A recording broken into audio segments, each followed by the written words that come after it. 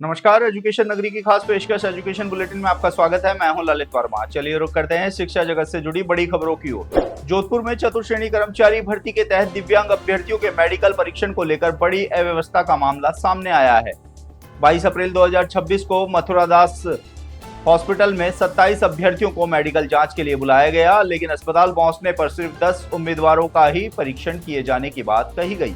अभ्यर्थियों ने जब शिक्षा विभाग जोधपुर मंडल के आयुक्त से संपर्क किया तो उन्होंने स्पष्ट कहा कि विभाग ने सभी 27 अभ्यर्थियों के मेडिकल परीक्षण के निर्देश दिए हैं। वहीं अस्पताल कर्मियों का दावा रहा कि वह एक दिन में केवल 10 अभ्यर्थियों की ही मेडिकल जांच करेंगे। इस आपसी समन्वय की कमी के कारण 17 अभ्यर्थियों को बिना जांच लौटना पड़ा, जो जैसलमेर, जालोर और फलौदी जैसे दूर दराज क्षेत्रों से लगभग 300 किलोमीटर की दूरी तय करके पहुंचे थे।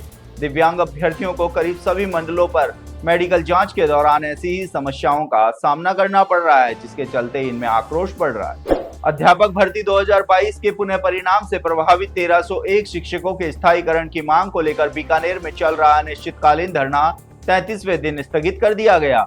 शिक्षक नेता वागाराम बाचडाऊ ने बताया कि शिक्षकों की राजकीय सेवा में 2 वर्ष 7 माह पूर्ण होने के बावजूद स्थायीकरण नहीं होने से प्रारंभिक शिक्षा निदेशालय बीकानेर के बाहर धरना जारी था। उन्होंने कहा है कि निदेशालय स्तर पर संपूर्ण कार्य पूर्ण कर फाइल शासन स्तर पर भेजी गई है, जिससे शिक्षकों में उत्साह है। बाचडाऊ ने सकारात्मक रुख और त्वरित कार्रवाई के लिए निदेशक सीताराम जाट का आभार जताया है। साथ ही शिक्षक नेता शक्ति चौधरी सहित प्रदेश भर के शिक्षकों को सहयोग के लिए धन्यवाद दिया।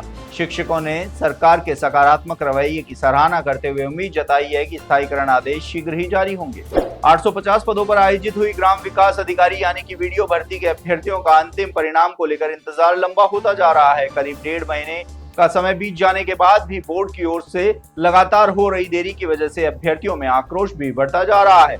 तो वहीं अभ्यर्थियों ने आरोप लगाया है कि पहले बोर्ड अध्यक्ष की ओर से कहा गया था कि विभाग की ओर से लिखित में पत्र देने के बाद अंतिम परिणाम जारी कर दिया जाएगा, लेकिन विभाग की ओर से लिखे करीब 2 सप्ताह का समय बीत चुका है, लेकिन इसके बाद भी बोर्ड की ओर से परिणाम जारी नहीं किया जा रहा है। हालांकि बोर्ड अध्यक्ष ने साफ किया है कि वीडियो भर्ती में करीब 200 पदों पर प्रोविजनल मामले पेंडिंग है, जिनका निस्तारण नहीं हुआ है जब तक अंतिम परिणाम जारी नहीं किया जाएगा। ऐसे में अभ्यर्थियों ने विभाग और बोर्ड से गुहार लगाई है कि जल्द से जल्द प्रोविजनल मामलों का निस्तारण करते हुए अंतिम परिणाम जारी किया जाए।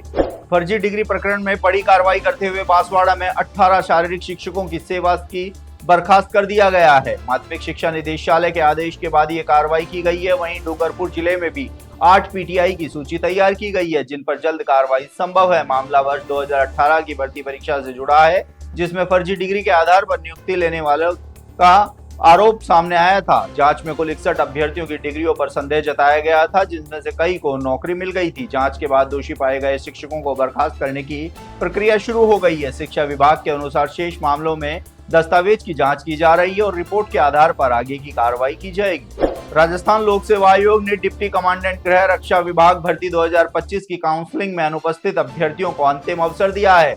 राजस्थान लोक सेवा आयोग के अनुसार 11 जनवरी 2026 को आयोजित लिखित परीक्षा के बाद 255 अभ्यर्थियों को काउंसलिंग के लिए बुलाया गया था, लेकिन 15 से 20 अप्रैल तक चली प्रक्रिया में 180 अभ्यर्थी अनुपस्थित रहे। आयोग ने इन अभ्यर्थियों को पात्रता जांच हेतु अंतिम मौका देते हुए 24 अप्रैल 2026 को सुबह 9:30 बजे व्यक्तिगत रूप से उपस्थित होने के निर्देश दिए हैं। अभ्यर्थियों को वेबसाइट से आवेदन पत्र की 2 प्रतियां भरकर लानी होगी। साथ ही शैक्षणिक दस्तावेज, प्रशिक्षण प्रमाण पत्र, सेवानिवृत्ति, सेवा त्याग प्रमाण पत्र, पीपीओ, जाति व मूल निवास प्रमाण पत्र सहित सभी मूल दस्तावेज और स्व प्रमाणित प्रतियां अनिवार्य रूप से लानी होगी। आयोग ने स्पष्ट किया है कि इसके बाद कोई अवसर नहीं दिया जाएगा। तो ये थी शिक्षा जगत से जुड़ी तमाम बड़ी खबरें। कल फिर से आपके साथ रूबरू होंगे, तब तक के लिए नमस्कार।